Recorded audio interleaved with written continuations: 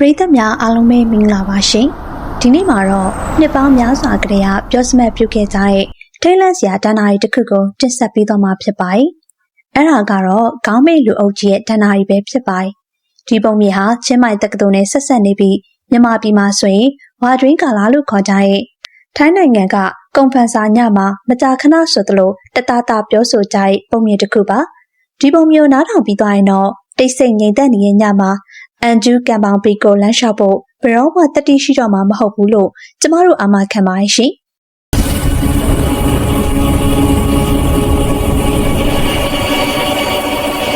်ဒီပုံမြင်ရဲ့ဇင်းမြစ်ကိုပြန်ကြည့်လိုက်မယ်ဆိုရင်လန်နာဒေတာဟာထိုင်းနိုင်ငံရဲ့ကိုလိုနီနယ်မဖြစ်သေးခင်အချိန်ကာလကိုပြန်သွားရပါလိမ့်မယ်အဲ့ဒီအချိန်ကဒီဒေတာအုပ်ချုပ်တဲ့ဘရင်ခံတစ်ပါးရှိခဲ့ပြီးသူ့မှာကျောင်းနောင်လို့ခေါ်တဲ့အလွန်ချောမောလှပတဲ့သမီးတော်တစ်ပါးရှိခဲ့ပါတယ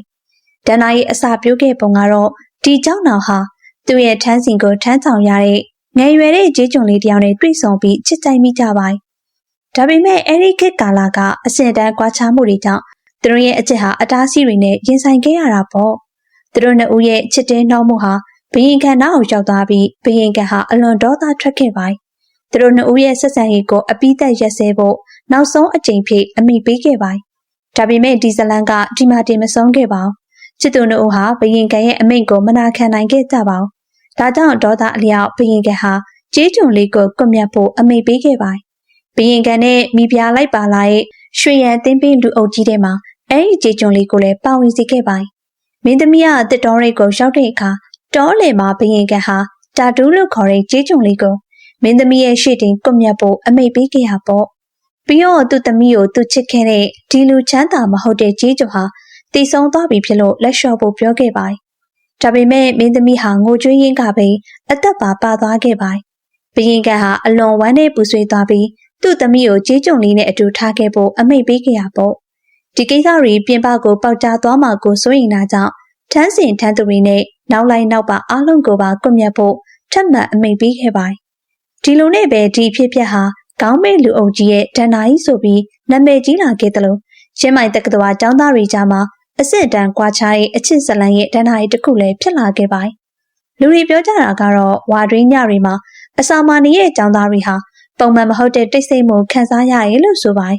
။တချင်ကလူစီကားခဲ့တဲ့အန်ဂျူကန်ပတ်ဝန်းကျင်လမ်းမကြီးဟာဘသူမှလမ်းမလျှောက်ဖို့အမိန့်ပေးခံထားရတယ်လို့မျိုးရှင်းလင်းသွားတယ်လို့ဆိုပါတယ်။နောက်ပိုင်းညနေလာတဲ့အခါလူအများအပြားဟာချွေရန်တင်ပင်လူအုပ်ကြီးရဲ့လမ်းလျှောက်တန်တွေနဲ့ခြေတံတွေကြားခဲ့ရရလို့ဆိုပါတယ်။တတိရှိသူတချို့ကတော့ပရင်းပေါက်ကနေချောင်းကြည့်လိုက်တဲ့အခါထန်းစင်တွေထမ်းထားတဲ့ရှည်လျားတဲ့လူအုပ်ကြီးကိုမြင်လိုက်ရပါတယ်။ဒါပေမဲ့သူတို့နှလုံးသားကိုရှက်မတက်ဖြစ်စေခဲ့တာကတော့လူအုပ်ကြီးတွေကလူတိုင်းဟာခေါင်းမပါဘဲသူတို့ရဲ့အဝတ်စားတွေပေါ်မှာသွေးတွေစီးကြနေအောင်တွေ့လိုက်ရတာပါပဲ။ခေါင်းမိတ်ခန္ဓာကိုယ်တွေဟာဖြင်းဖြင်းစွာရှေ့ကိုဆက်လက်ရှိတက်နေကြပါတယ်။ကျောင်းသားတချို့ကသူတို့ဟာမျက်လုံးနဲ့နားတွေကိုအမြန်ပိတ်လိုက်ပေမဲ့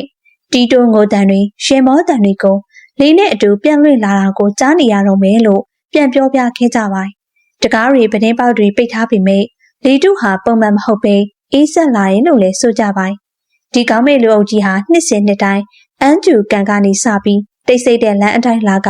စာကြည့်တိုက်ရှိကိုဖျက်သွားပြီးနောက်အနီရောင်တံတားကိုဖျက်ပြီးအမျိုးသားအဆောင်ဘက်ကိုဦးတည်သွားတယ်လို့ဆိုပါတယ်။အဲဒီလမ်းကြောင်းဟာရှေ့တုန်းကတော်ဝင်မင်းစကားရှိတဲ့ရာလမ်းဟောင်းဖြစ်တာကြောင့်ဒီလမ်းကိုရွေးချယ်ရလို့တချို့ကယုံကြည်ကြပါတယ်။ဝါတွင်းညမှာဒီနေရာကိုဖျက်ရှောင်မိသူအများအပြားဟာလှုပ်လို့မရအောင်သတိလက်လွတ်ဖြစ်သွားပြီးလူအုပ်ကြီးဖြစ်သွားဖို့အတွက်ရက်ပြီးစောင့်နေရတယ်လို့ပြန်ပြောပြခဲ့ကြပါတယ်။နောက်တစ်ခါမောကြည့်လိုက်တဲ့အခါမှာတော့လူအုပ်ကြီးဟာပျောက်ကွယ်သွားပြီးလေဟာနဲ့သာကြံတော့တယ်လို့ဆိုပါတယ်။လူတွေကကြောင်ရွံ့တော်လို့စွာနဲ့လက်ဆင့်ကမ်းပြောဆိုကြပြီးမိတ်အခြားတစ်ဖက်မှာတော့ဒီပုံမြင်ဟ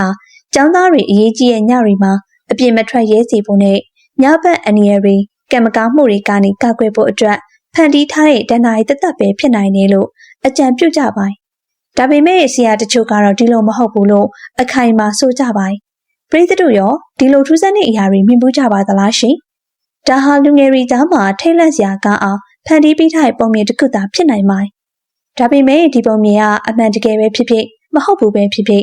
မျိုးဆက်တစ်ခုပြီးတစ်ခုပြန်လည်ပြောဆိုကြတာကြောင့်ဒီနေ့အထိလူများစွာကိုဝါတွင်းညမှာတယောက်တည်းလမ်းလျှောက်ဖို့တားဆီးထားဆဲပဲဖြစ်ပါတယ်။ခေါင်းမိတ်လူအုပ်ကြီးရဲ့ပုံမြင်ဟာအမှန်ဖြစ်နိုင်တယ်လို့မဟုတ်မမှန်လည်းဖြစ်နေနိုင်ပါတယ် ဘယ်သူမှအတည်ပြုလို့မရပါဘူး။ဒါပေမဲ့ဒီတန်နာကြီးကရောင်ပြန်ဟပ်ပြနေတဲ့အချက်တစ်ခုကတော့တားမြစ်ထားတဲ့အချက်နဲ့မတရားတဲ့အာဏာသုံးစွဲမှုဟာနာကျင်မှုကိုနှက်ဆိုင်စွာဖြစ်စေပြီး